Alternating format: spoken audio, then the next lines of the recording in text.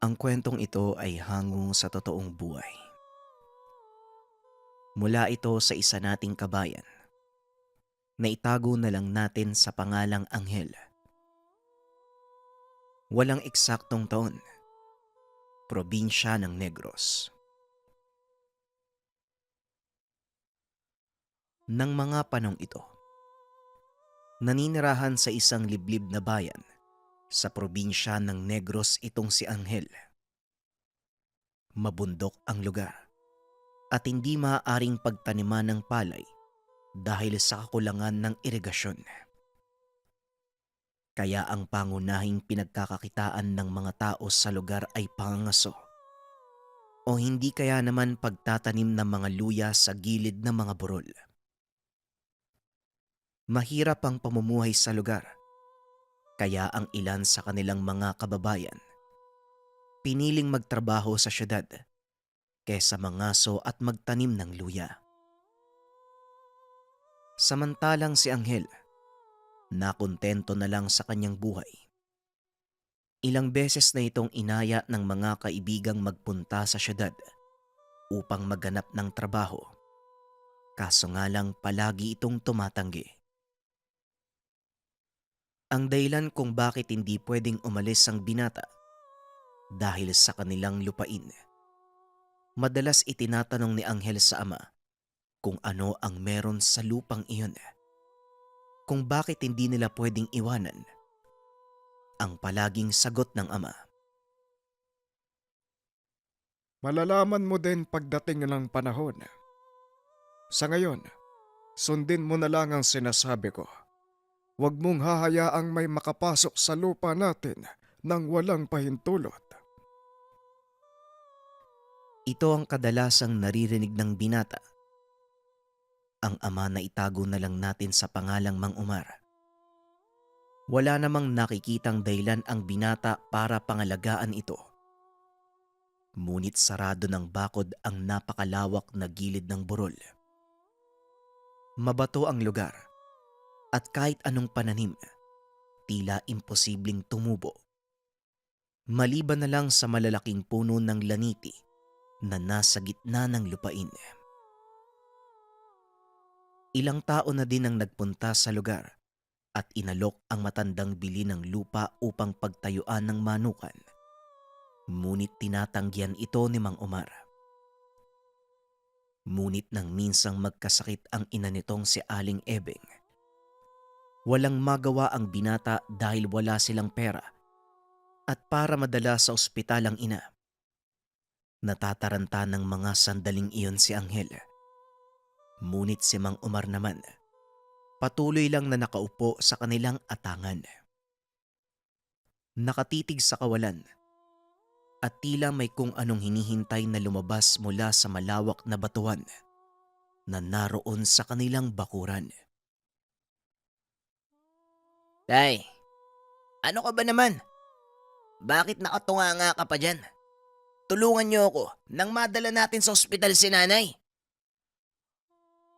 Wika ni Anghel. Hindi natin dadalhin ang nanay mo sa ospital, Anghel. Maupo ka. Maya-maya lang. Darating na ang tulog. Tugon ng matanda habang kalmadong nagsisindi ng tabako. Ilang sandali pa ang nakalipas. Isang matandang babae ang lumapit sa kanilang tahanan. Kagad inutusan ni Mang Umar si Anghel na salubungin ito. Magandang hapon po. Ano pong may paglilingkod namin sa inyo, Manang? Wika ni Anghel. Ang iyong ama ang may kailangan sa akin. Ihahatid ko lang ito sa kanya. Eto, maglaga ka ng tubig at ilagay mo ang mga tuyong ugat na ito. Pagkatapos ipainom mo sa iyong ina.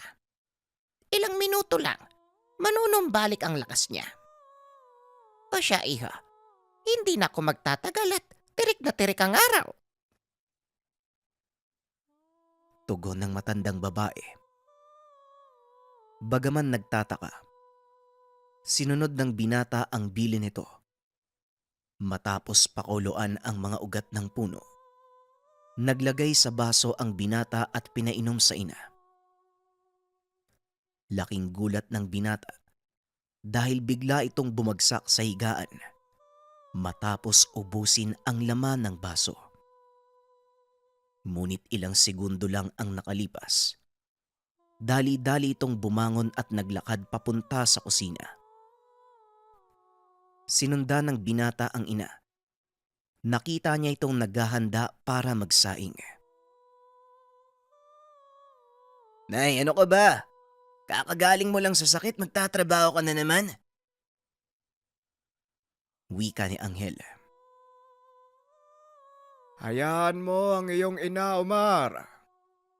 At isa pa. Magaling na siya. Tugon ng matanda. Bagay na lalo pang ipinagtaka ni Anghel. Dahil halos lantang gulay na ang ina bago niya painumin ng pinakuloang ugat ng kahoy.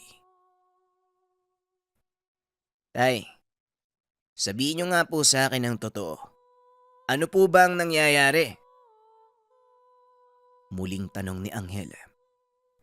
At sa pagkakataong iyon, si Aling Bebang ang sumagot. Ay nako, wala kang makukuhang sagot dyan sa tatay mo. Ang mabuti pa, ikuha mo ko ng tubig sa balon. Magluluto ako ng ulam, Anghel. Walang imbak na tubig dito sa kusina. Ano bang pinagagawa niyo buong maghapon? Wika ni Aling Ebang. Dali-daling tumayo si Anghel upang mag-igib.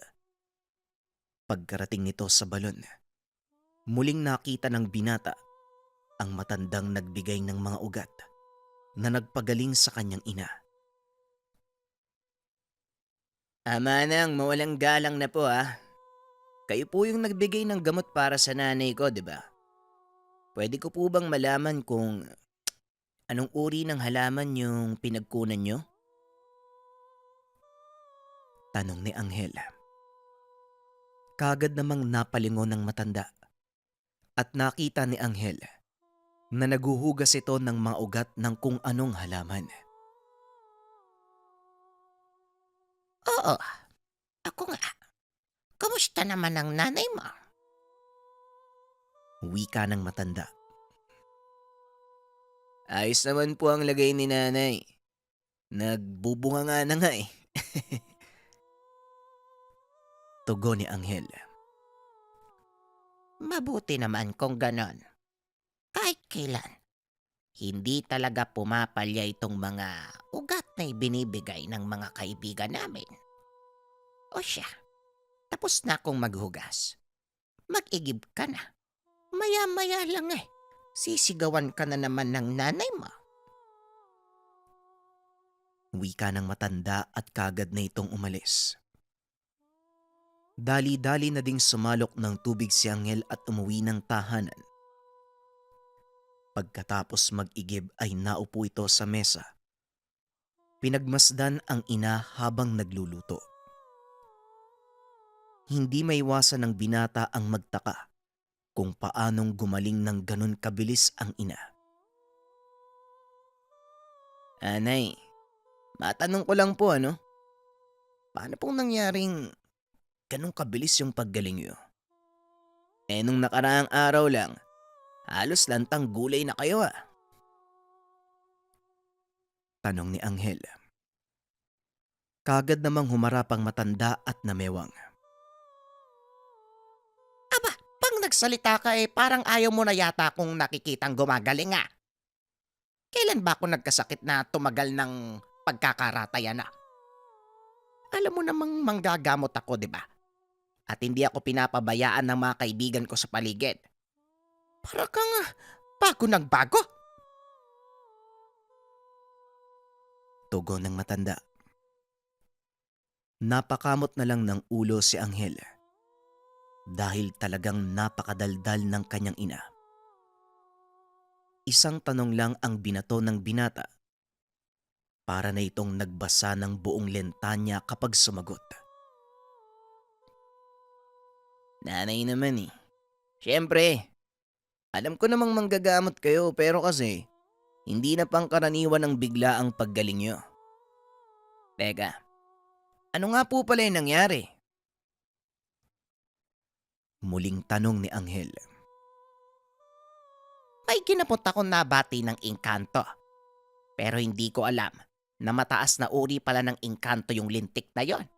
Kaya yun, ako ang binalikan. Tugon ng ginang. Matapos ay inutusan na nito ang binatang maghain ng pananghalian.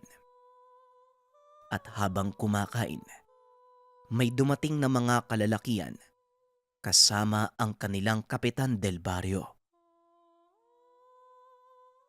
Magandang tanghali, Mang Omar. May kailangan sana kami sa inyo.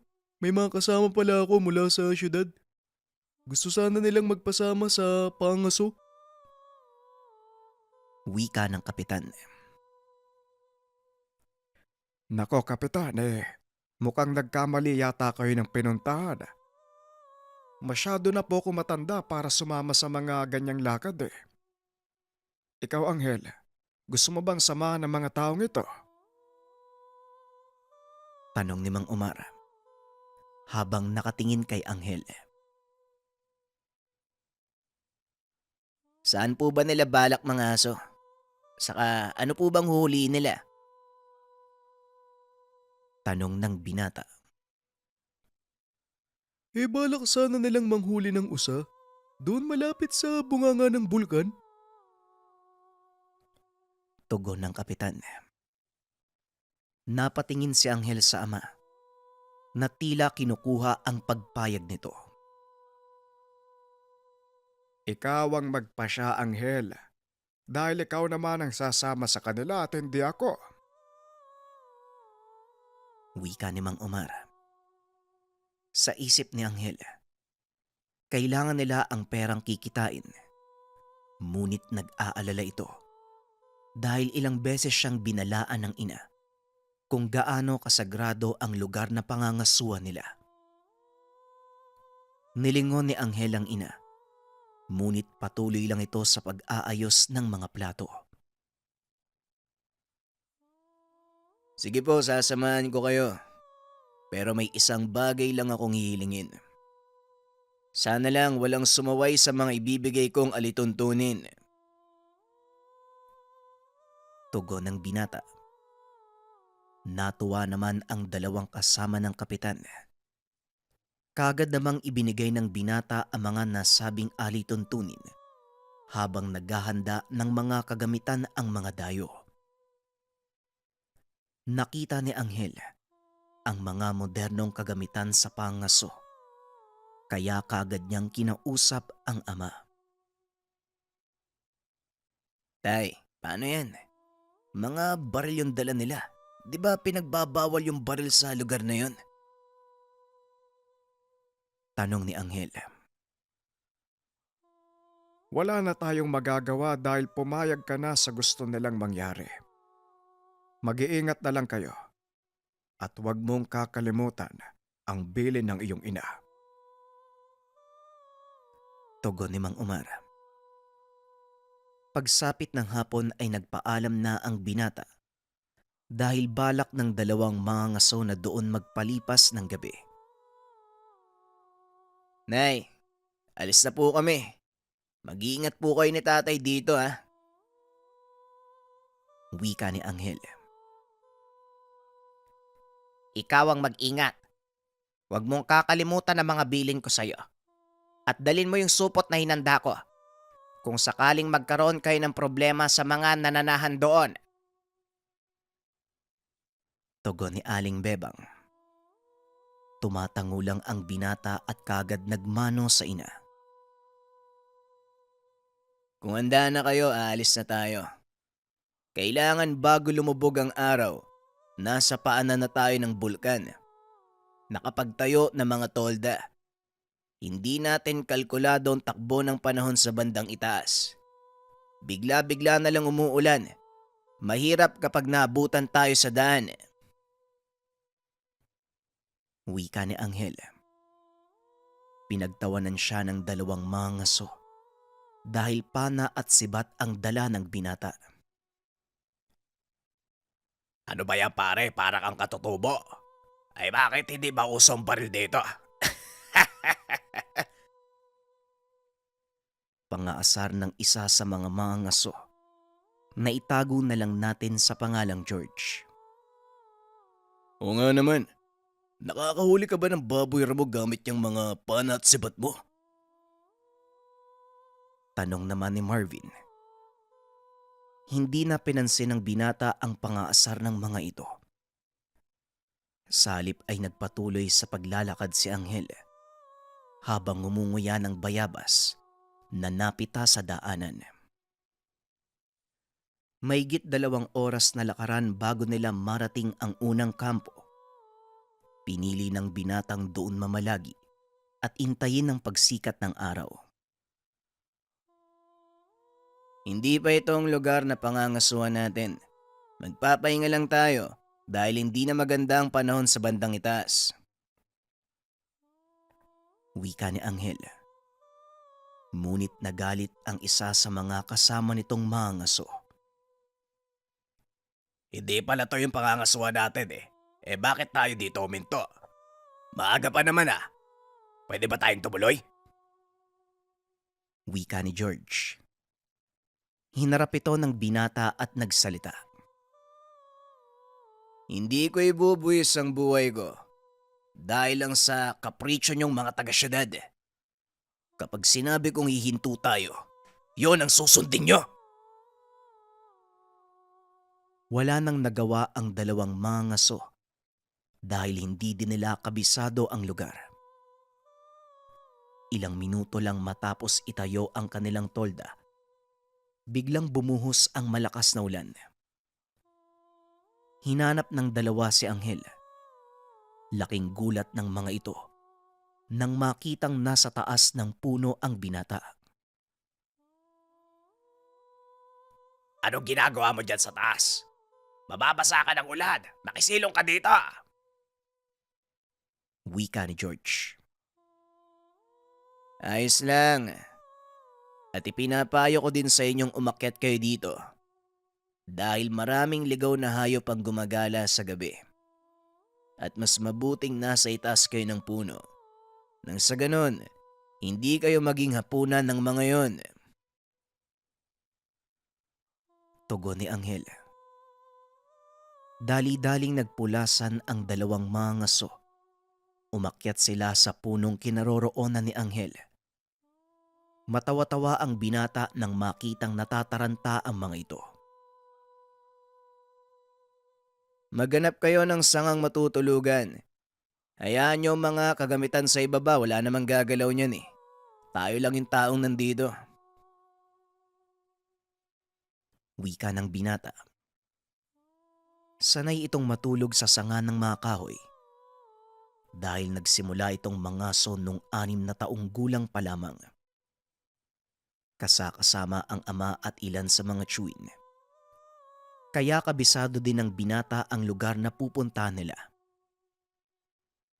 Pagkagising, kagad inaya ni Anghel ang 2. Medyo madilim pa ng mga sandaling iyon. Ngunit para kay Anghel, tamang-tama lang ang pagkakataon dahil sa oras na sumikat ang araw, maglalabasan ang mga baboy ramo para magbilad sa araw at manginain. Habang naglalakad papunta sa lugar, napansin ni George ang napakadaming ibong nagliliparan papunta sa gawing dagat. Sinubukan niyang barilin ang mga ito, ngunit pinigilan siya ni Anghel. Huwag kang papatay ng hayop na hindi mo mapapakinabangan. Isa to sa mga regulasyon na sinabi ko sa inyo, kaya wag mo nang ituloy.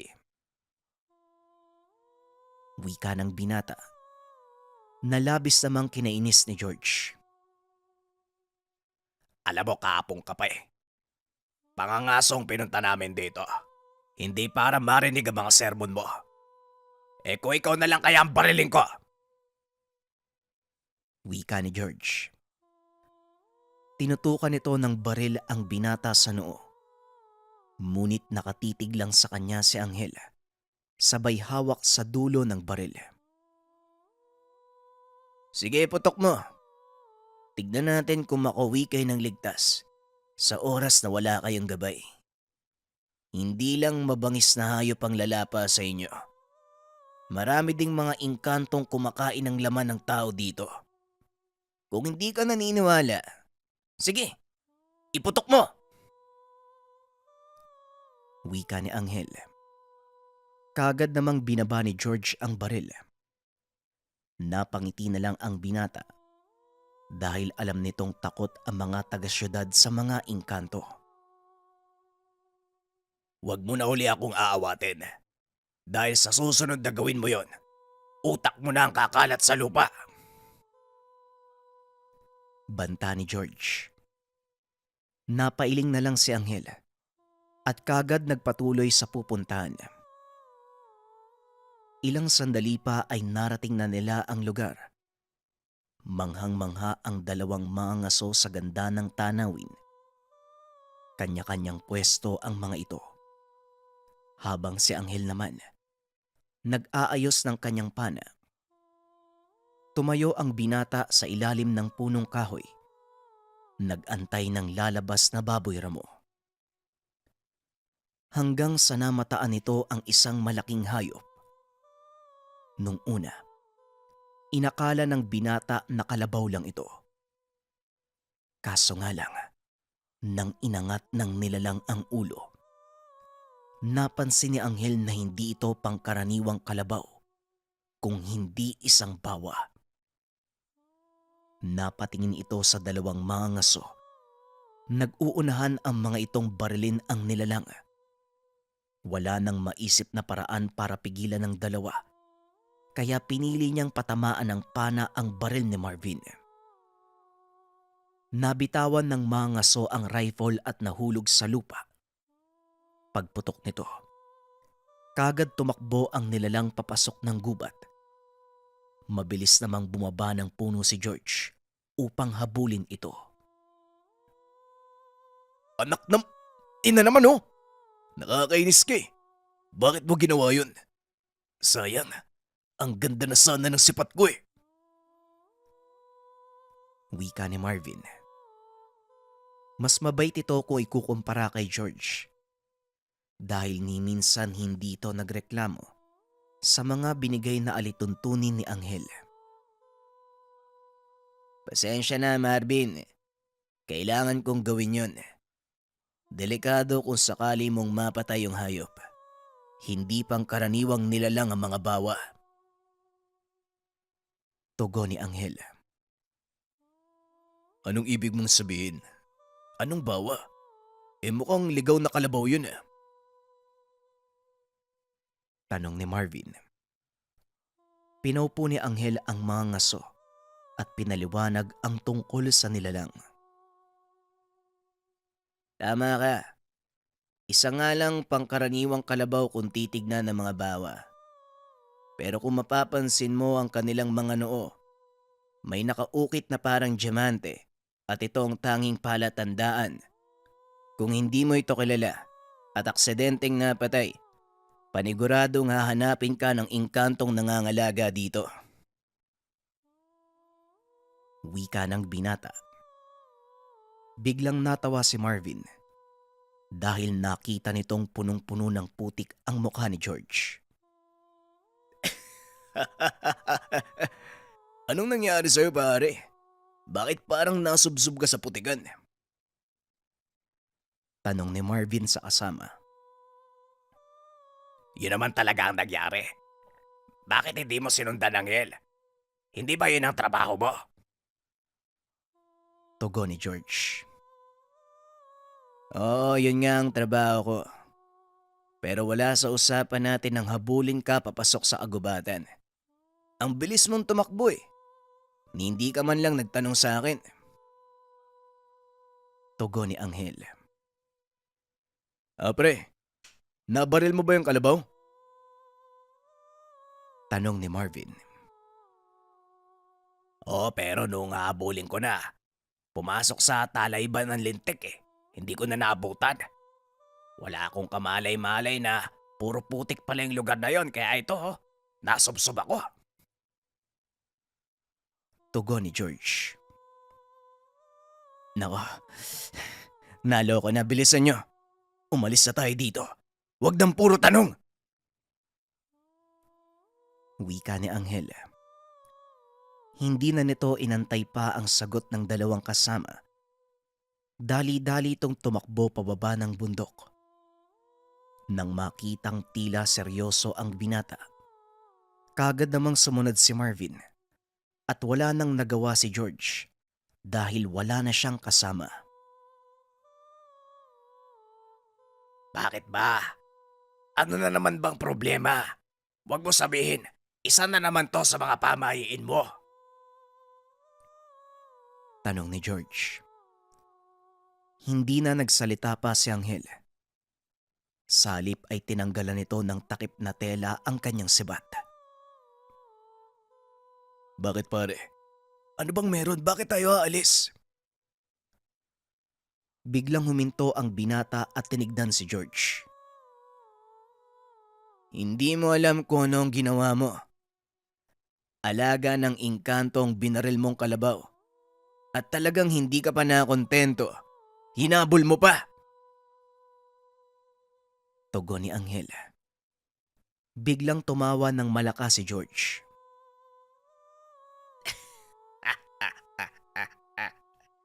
Sinasabi ko na nga ba? Engkanto na naman Alam mo, Anghel, hindi kasi ako naniniwala sa mga ganyan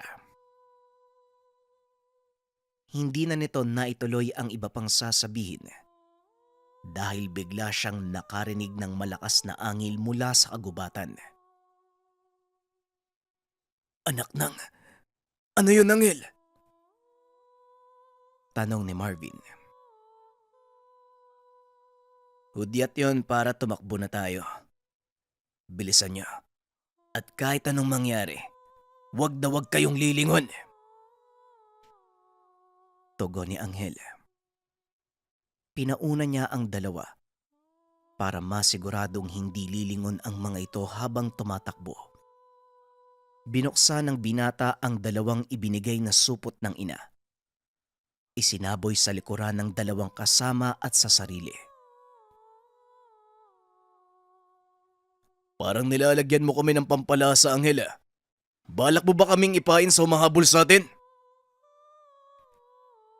Tanong ni Marvin.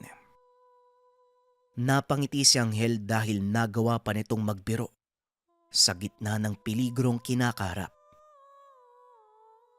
Patuloy na tumakbo ang tatlo hanggang sa marating nila ang lugar kung saan sila natulog. Sa pagkakataong iyon, pinahinto sila ni Anghel. Sandali lang. Ligtas na tayo dito. Hindi na tayo maaabot ng mga umahabol sa atin. Dahil ang kawayang yon, hangganan ng lupa ni tatay. Nagulat ang dalawang kasama sa sinabi ng binata dahil hindi akalain ng mga ito na napakalawak pala ng lupain ng tatay ni Anghel.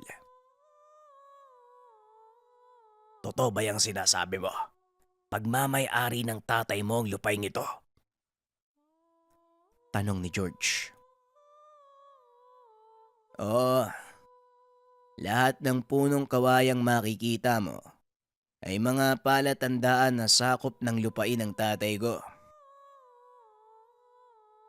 Tugon ni Anghel. Kaunting kaalaman. Nung unang panahon, tinataniman ng mga kawayan ang mga hangganan sa lupa upang maging silbing palatandaan ng may-ari. Ang lawak pala ng lupa nyo eh. Bakit hindi nyo gamitin sa pagsasaka? Tanong ni Marvin. May mga dahilan si tatay eh.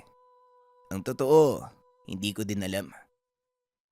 Kung nakapagpahinga na kayo, tara na. Kailangan nating ipaalam kay tatay ang nangyari para mapagandaan. Tugon ng binata. Inaya ang mga kasamang tumuloy sa pag-uwi. Pagkarating sa tahanan, kaagad sinabi ni Anghel ang nangyari. At gaya ng inaasahan, nagalit si Aling Ebeng. Sinasabi ko na nga bang mangyayari ito eh. At ano naman ang ginawa mo, Anghel? Pinanood mo lang na lapastanganin ng mga taong ito ang mga nilalang doon. Mga wala kayong galang. Palibhasa, sa syudad kayo lumaki. Wika ni Aling Ebeng. Kaagad namang humingi ng paumanhin si George. Patawad po, Aling Ebeng. Hindi ko naman kasi akalaing totoo mga sinasabi ng anak nyo eh. Ang totoo po niyan, binalaan niya po kami tungkol sa mga elementong nakatira sa lugar. At tama po kayo. Wala nga po kong alam, kaya pasensya na po kayo. Tugon ni George. Nag-aya na itong umuwi. Ngunit hindi pumayag ang dalawang matanda. Hindi kayo maaaring umalis. Gusto nyo bang madamay ang mga kaanak nyo? Dito natin tatapusin ang paghabol sa inyo ng mga engkanto. Wika ni Mang Omar. Laking pagtataka naman ng dalawa dahil sa sinabi ng matanda. Hindi naman na po siguro makakaabot sa syudad ang mga humahabol sa amin, Manong. Kaya hayaan nyo na lang po kaming umalis. Tugon ni Marvin. Sa ngayon ligtas kayo. Dahil nandito kayo sa loob ng aming lupain. At sa oras na lumabas kayo sa hangganan, paniguradong lahat ng nilalang na makakakita sa inyo, walang pagdadalawang isip kayong lalapain. Wika ni Aling Bebang. Ano po ba yung nagmamay-ari ng kalabaw na binaril ko? Tanong ni George. Napatayo si Mang Omar nang marinig ito. Anong sinabi mo? Kalabaw? Anghel, alam mo ba ang tinutukoy ng binatang ito? Napabuntong hininga si Anghel. Dahil alam niyang mapupuno ang tenga sa oras na sabihin nito ang totoong nangyari. Nagpakita kasi tayong bawa. Sinubukan barilin itong dalawa eh. Ang malala pa, hinabol ni George papunta sa gubat. Wika ni Anghel. Napasapo na lang sa ulo si Mang Omar at lumapit kay Aling Ebeng. Nako, paano to, Ebeng? Mukhang malaking problema nga ang pinasok ng mga batang to. Anong gagawin natin? Tanong ni Mang Omar. Ipatawag mo si Mameng. Paniguradong may malaking may tutulong ang kaibigan kong yon sa problemang ito. Anghel, maghanda ka ng mga sandata. Panigurado, isang buong hukbo ng mga engkanto ang lulusob ngayong gabi. Wika ni Aling Ebeng. Napatingin si Anghel kay George at napailing na lang. Tignan mo kung gaano kalaking problema ang ginawa mo. Masyado ka kasing pasaway. Wika ng binata. Kaagad na siyang lumabas ng tahanan para sundin ang utos ng ina. Sumunod naman si Marvin sa binata upang tumulong. Nagakot ng kawayan ang dalawa at nilagyan ito ng mga matutulis na dulo. Itinayo nila ang mga ito sa paligid ng tahanan. Samantalang si Mang Omar naman, pinuntahan ang kaibigan ni Aling Ebeng. Ilang sandali pa ay bumalik na ang matanda. Dali-daling pinapasok ni Aling Ebeng ang dalawang mga ngaso. Pinaupo ito sa harapan ni Aling Maming at kinausap ito ng matanda. Ngayon, alam nyo na kung gaano kapanganib ang lugar na ito para sa mga ignoranting kagaya nyo. Wika ni Aling Maming.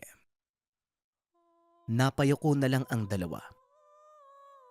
Hindi makapagsalita ang mga ito dahil sa tuwing ibubuka nila ang mga bibig, kagad silang binubungangaan ni Aling Ebeng. Ang mabuti pa, sundin nyo ang mga sasabihin ko. At wag na wag kayong magrereklamo dahil mapupuno lang ang mga tenga nyo. Muling wika ni Aling Maming habang nagdidikit ng kung anong mga sangkap. Matapos ay nilagay niya ito sa isang baso at binuhusan ng mainit na tubig. Humalimuyak sa loob ng bahay ang kakaibang sanyo na tila nagmumula sa isang uri ng bulaklak na kung tawagin ay ilang-ilang. Ipinahid ito ng matanda sa buong katawan ng dalawang binata habang nagbibigay ng mga panuto. Wag na wag kayong lalabas sa bakura ng tahanang ito kung ayaw niyong lapain ng mga nilalang na nakaabang sa labas. Lalo pat maggagabi na. Omar, handa na ba ang pinapagawa ko sa iyo? Muling wika ni Aling Maming. Kagad namang lumapit si Mang Omar at inabot dito ang isang bagay na nakabalot sa pulang tela. Muling naupo si Aling Maming sa harapan ng dalawa habang nakangisi. Binuksan nito ang pulang tela. Tumambad ang isa pang maliit na supot. Binuksan ito ng matanda at isinubo ang mga laman nito habang panay ang dura. Nakita ng dalawa ang pulang laway ng matanda, kaya nandiri ang mga ito. Natatawa naman si Anghel sa reaksyon ng mga bisita, lalo na nang magtanong si Marvin. Aling Maming, ngunguyain din po ba namin yan? Hindi na napigilan ng binata ang pagtawa sa naging tanong nito. Eh kayong dalawa ba ay nagnganganga? Kung oo, o sige, eto kumuha kayo.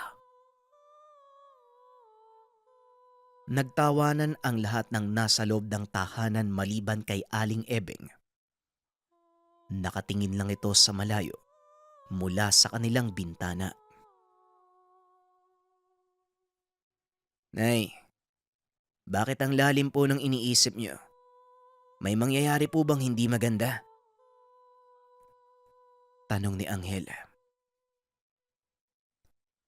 Oo, Anghel. Hindi lang basta-bastang problema ang ginawa ng dalawa nating bisita. Mukhang galit na galit ang inkantong may-ari ng bawa. Tugon ni Aling Ebeng habang nakanguso papunta sa daanan ng bulkan. Nanlaki mga mata ng binata dahil nakita nitong pumapaibabaw ang napakakapal na alikabok. Nangyayari lang ito kung napakaraming sasakyan ang sunod-sunod na dumadaan sa lugar. Hindi naman po siguro mga sasakyan ng militar yan, di ba? Tanong ni Anghel. Umiling lang si Aling Ebeng dahil alam nitong walang sasakyang nakakaakyat sa bahaging iyon ng kabundukan. Maganda kayo. Walang lalabas hanggat wala akong sinasabi. Wika ng matanda sabay lakad palabas ng tahanan. Sumunod naman si Aling Maming at Mang Omar. Anghel, Saan pupunta yung nanay at tatay mo? Bakit sila lumabas ng bahay? Tanong ni George. Huwag kayong maingay at sundin nyo lang ang sinasabi ni nanay. Walang lalabas habang nakikipag-usap sila sa mga bisita namin. Nakatitig lang ang tatlo sa mga nakakatanda nang biglang magdatingan ang ilang kalalakian. Nagsilapitan ang mga ito kina Mang Umar. Hindi marinig ng tatlo ang usapan, ngunit batay sa kilos ng katawan at kumpas ng kamay ng lalaki, mahahalatang galit na galit ito. Tuloy-tuloy lang sa pag-uusap ang matatanda at sa kagustuhang malaman ang pinag-uusapan ng mga ito. Marahang naglakad si Anghel malapit sa kinakatayuan ng mga magulang. Dala-dala nito ang kanyang pana. Pumwesto ang binata sa isang lugar kung saan walang makakakita sa kanya. At dito nadinig ni Anghel ang pinag-uusapan ng mga nakakatanda. Ayon sa mga panauhin, kailangan nilang panagutin ang may kagagawan ng pananakit sa alaga ng kanilang amo. Ngunit nakiusap si Mang Umar at Aling Ebeng na kung maaari, ipaubayan na lamang ito sa kanilang mag-asawa. Kaso nga lang hindi pumayag ang mga panauhin. Sa halip, binantaan pa ng mga ito si Mang Umar. Hindi namin maaaring palampasin ang paglalapastangang ito. Ilang beses nang naganap ang ganitong sakuna at ilang beses na din naming pinalampas. Kaya sa pagkakataong ito, pasensya na. Kung ayaw niyong madamay, ilabas niyo ang mga dayo. Wika ng engkanto. Binigyan ito ng palugit si Mang Umar hanggang hating gabi. Pagsapit ng 12:00, kailangang maisuko ng mag-asawa ang 2 dayo dahil kung hindi, sasalakay ang mga ito. Matapos magsalita, kaagad na ding umalis ang nilalang. Sa unang tingin, hindi mo mahahalatang engkanto dahil kahit sa pananamit, wala itong pinagkaiba sa ating mga tao. Mahaba lang ang kanilang mga buhok at higit na matatangkad kung ikukumpara sa normal na tao. Kaagad naglakad pabalik ang 3 matanda papunta sa tahanan. Dali-dali namang lumabas sa pinagtataguan si Anghel. Talagang wala na ba tayong magagawa, Nay? Gusto nilang makuha yung 2 yun, di ba? Paano po yan? Ano pong gagawin natin? Tanong ni Anghel. Kasalanan ng mga bisita natin kung bakit umabot sa ganito. Pero hindi rin natin pwedeng pabayaan na maghari-harian ang mga engkanto maging dito sa teritoryo ko. Tugon ni Mang Umar. Nagtataka naman si Anghel kung ano ang pwede nilang magawa. Dahil kung sakaling sasagupain nila ang puwersa ng mga engkanto, halatang wala silang laban. Paano po natin sila lalabanan, Tay? Matanda na po kayo ni Nanay at isa pa. Siguradong malalakas sila. Paano tayong mananalo? Tanong ni Anghel. Napangiti na lang si Aling Ebeng habang kumukuha ng tabako sa kanyang bulsa. Hindi namin iningatan ng lupain ng tatay mo ng walang dahilan. Omar, gisingin mo na ang mga alaga natin. Maghahanda na din kami ni Mameng. Tugon ni Aling Ebeng. Nagtaka ang binata kung ano ang tinutukoy na alaga ng matanda. Dali-dali itong sinundan ni Anghel papunta sa kulungan ng mga manok.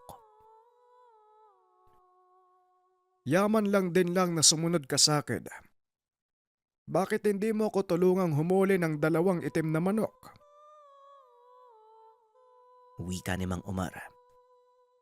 Dali-dali namang naganap ang binata ng 2 itim na tandang at binigay ito sa ama.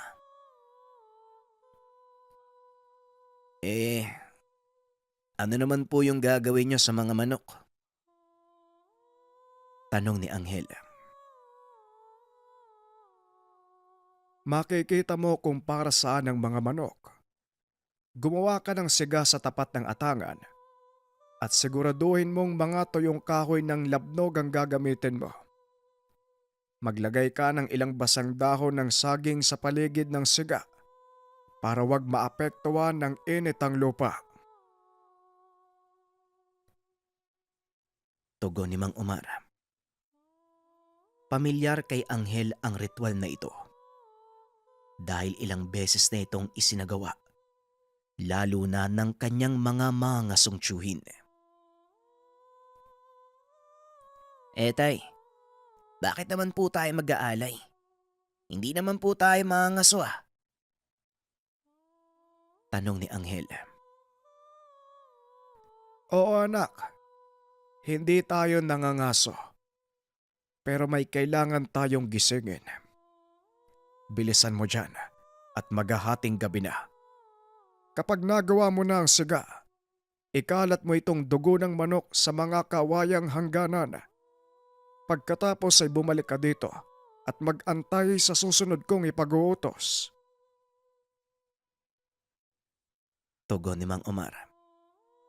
Samantalang sina Aling Ebeng naman, may ginagawang kung anong ritual sa loob ng tahanan.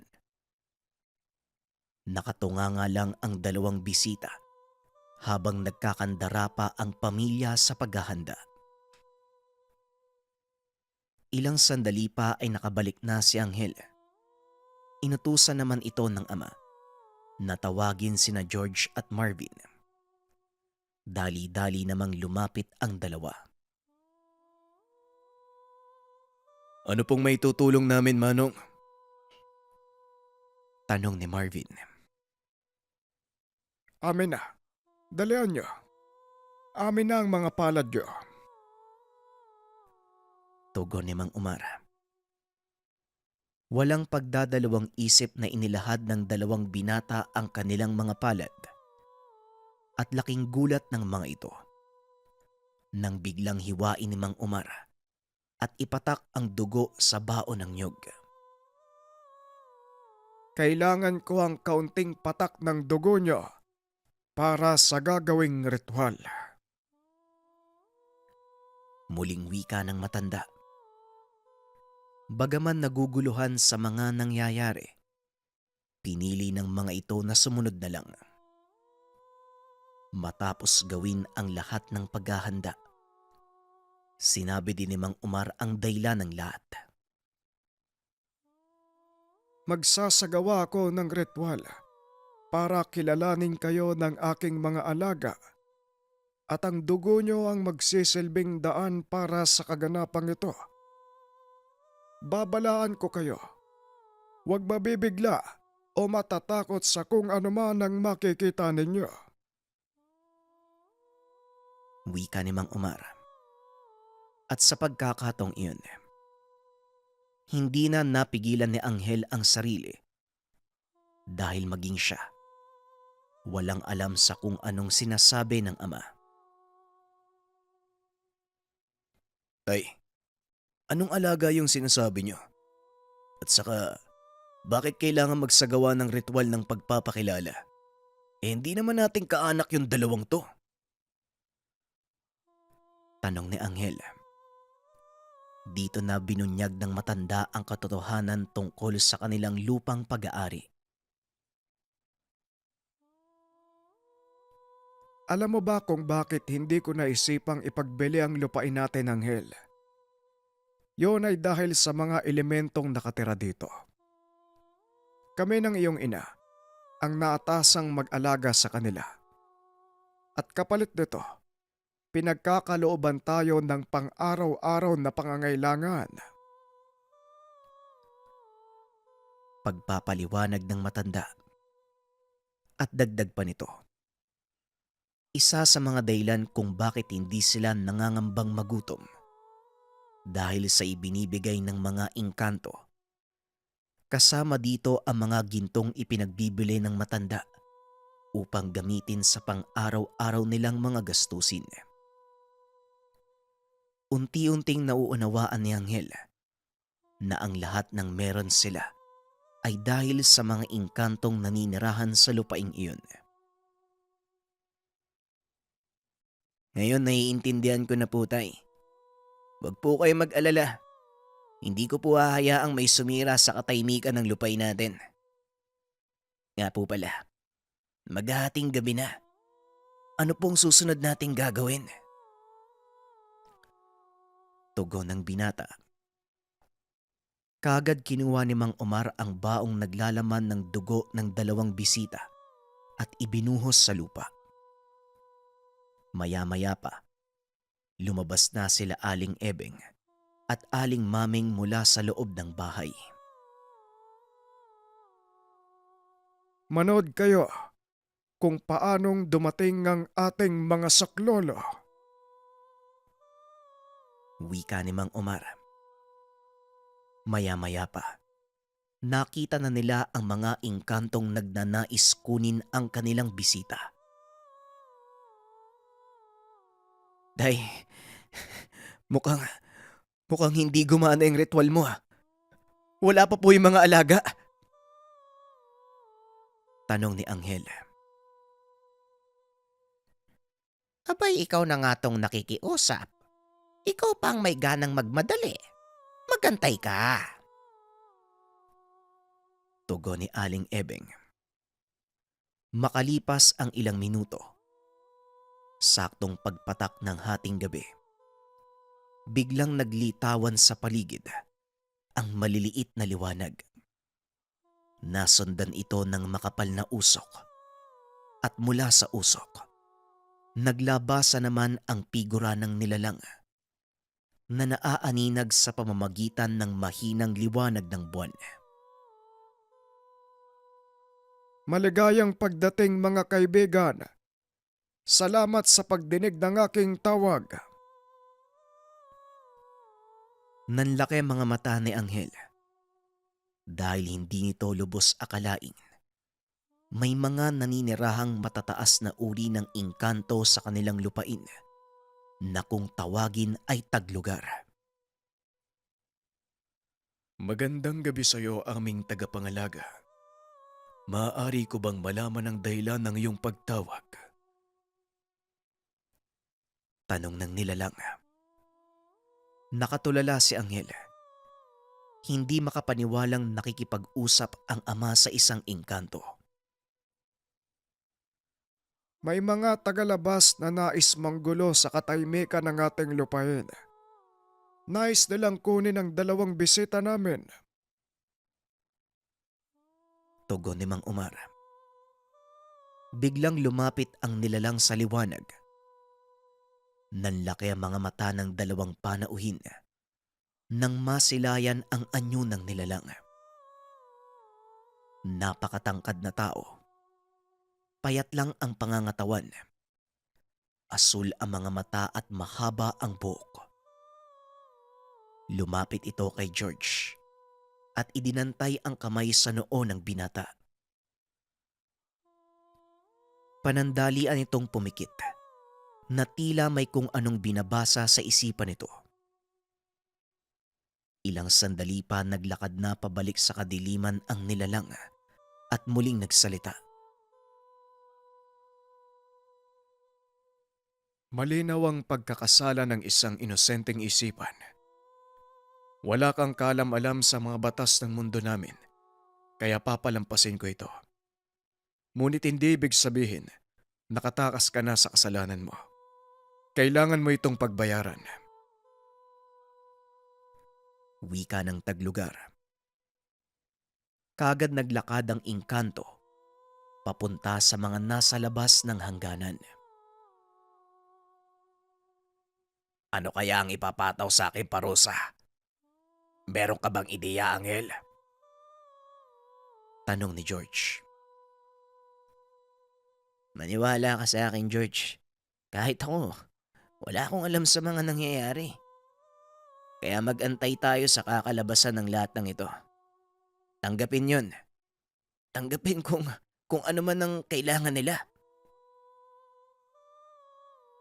Tugon ni Angel. Tuloy pa rin sa pag-uusap ang dalawang nilalang. Hanggang sa biglang tumaas ang boses ng mga kalaban. Nagsigawan ang mga ito. Napalingon sa kanila ang taglugar na kaibigan ni Mang Omar. Tumangulang ang matanda at sa hudyat ng nilalang. Naglabasan ang malalaking anino mula sa lupa. Magsipasok kayo sa bahay. Hindi nyo gugustuhin makita ng mga nilalang na yan.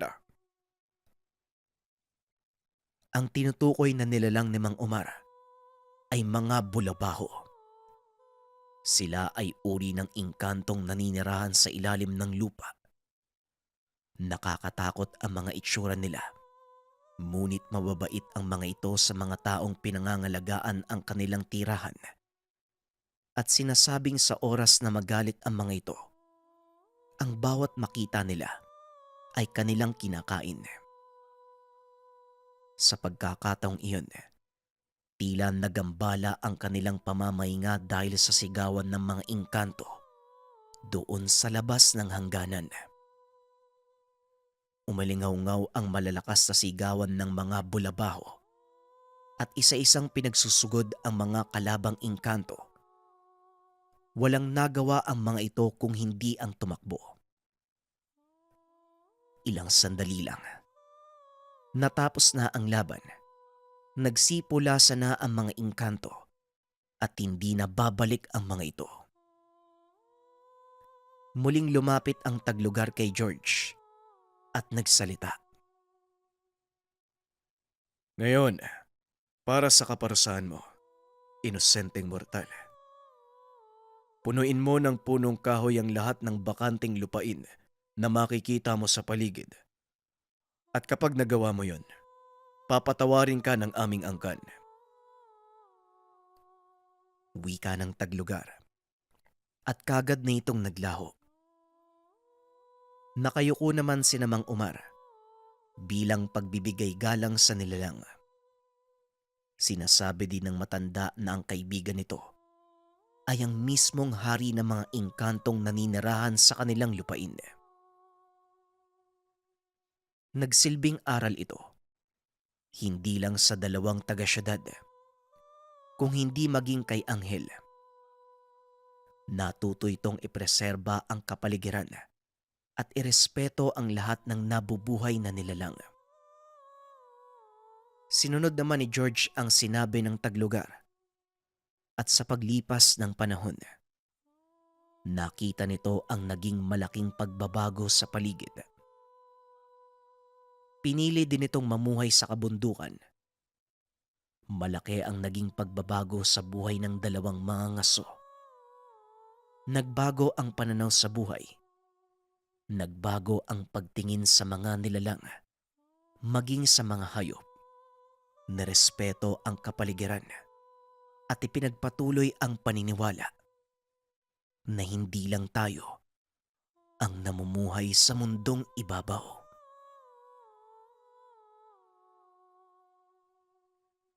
Konting opinyon para sa kwento. Malinaw sa istorya natin yung konsepto ng respeto sa lugar. Kumbaga, marami pa rin yan hanggang ngayon na nangyayari sa atin na kapag dumadayo tayo, yung mga lokal sinasabi yung mga bawal gawin at ang pinaka maipapayo ko lang, sundin natin yung mga lokal. Kasi wala namang mawawala sa atin kung mag-iingat tayo eh. Kaya nga sila tinawag na taga doon sa lugar dahil alam nila kung ano ang mga bawal sa hindi. Yan lamang, maraming salamat. Magandang araw mga kabayan, may nag-comment sa akin. nabasa ko sabi, JD, patingin naman ng bracelet collections mo. So, yung collection ko kasi nasa kwarto. So, ito yung kwarto ko, room tour. Yung kwarto ko, kama lang yan. Lahat ng gamit ko nasa taas, sa walk-in closet. Pero nandito yung bracelet collection ko, ipapakita ko sa inyo. Ito yung collections ko mga kabayan. As much as possible, naka-organize yan. Umaga, syempre, nagdo-notes ako, prayer. Then, sa gabi, notes uli, then prayer. Tapos, inaayos ko talaga siya ng ganyan para, una, maalagaan yung mga gamit. Pangalawa, para maganda siyang tignan. Depende kung ano yung isosot ko sa loob ng isang araw. Depende sa pangangailangan ko. Alam naman natin na itong likha merchandise na create siya through symbolism. Kumbaga, lahat ng nabibili dito may simbolo kung sino ka at kung ano yung pinaniniwalaan mo. Lagi ko sinusuot, eto, mantra. Pang pa-enhance ng focus ko to eh. Kasi sa sobrang dami ng ginagawa ko sa isang araw, kailangan ko ng symbolism na kapag nakikita ko yun, alam ko sa sarili ko na may nakakatulong sa akin na mag-focus. Yan. So, syempre, minsan, kapag gusto ko ng may malaki akong meeting, sinusuot ko to. Kandili, tapos for protection, marahuyo. Eto minsan, sinusuot ko to pag alam ko may naiinggit sa akin. At kapag di okay yung kalusugan natin, alam naman natin yan na dun tayo sa gunita. So, yan.